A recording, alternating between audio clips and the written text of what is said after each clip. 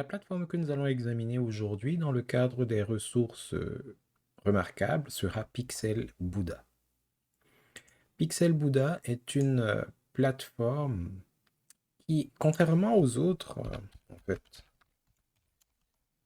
je ne sais pas si je dois dire contrairement, mais ça c'est de ses particularités, elle met d'abord de l'avant les ressources qui sont gratuites et ensuite présente ces ressources premium. Je ne sais pas si c'est marketing ou si c'est il y a un calcul derrière cela ou si c'est vraiment leur volonté, parce que la plupart des autres plateformes ont des produits payants qu'ils mettent de l'avant, et après les produits payants, ils vous font savoir qu'ils offrent également aussi des produits non payants, des produits gratuits.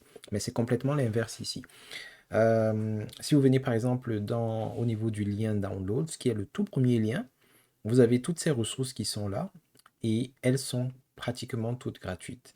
Lorsque vous avez envie d'une ressource premium, vous venez ici et c'est carrément le dernier lien. Donc ça dit tout de, de leur stratégie. Donc, mais avant d'aller là-bas, je vous invite à consulter ici, là, dans le pied de page, euh, les licences qui entourent les freebies. OK?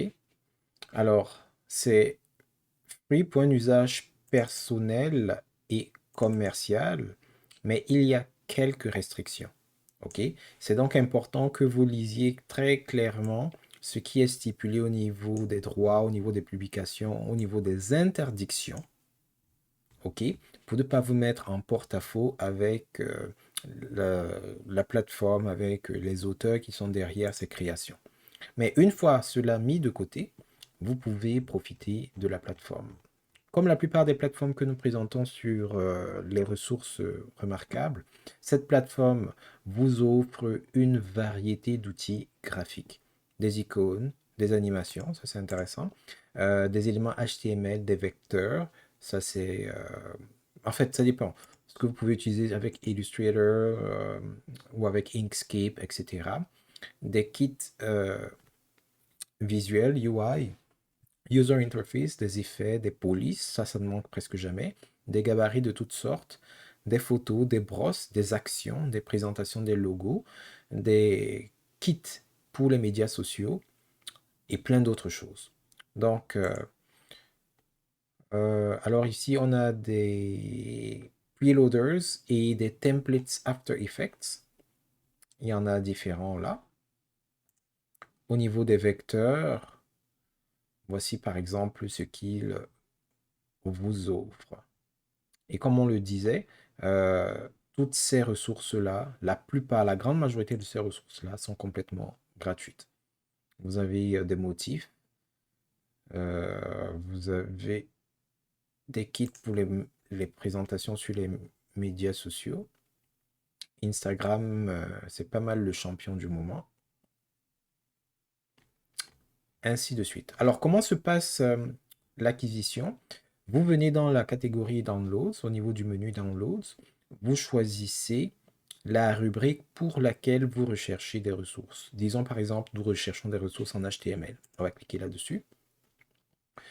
Vous vous promenez dans les pages, dans les résultats de vos recherches. Et une fois que vous trouvez ce qui vous intéresse, vous sélectionnez. Vous avez la possibilité d'avoir un aperçu de ce que vous allez télécharger. Vous pouvez également lire un peu plus bas la description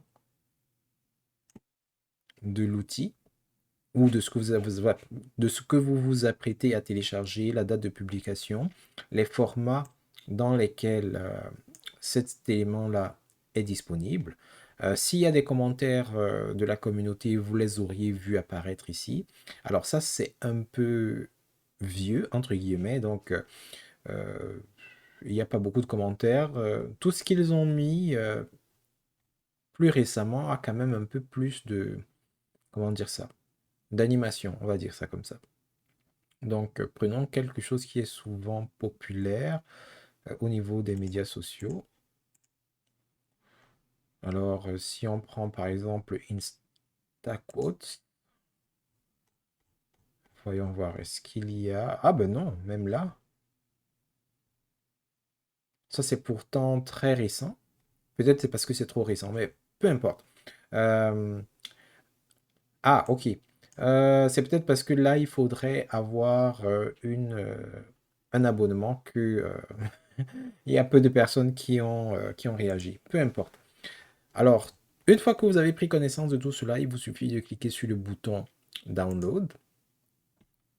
Et alors, ils ont deux systèmes différents parce qu'ils ont une partie de leur plateforme qui est encore ancienne. Je ne sais pas s'ils l'ont déjà migré.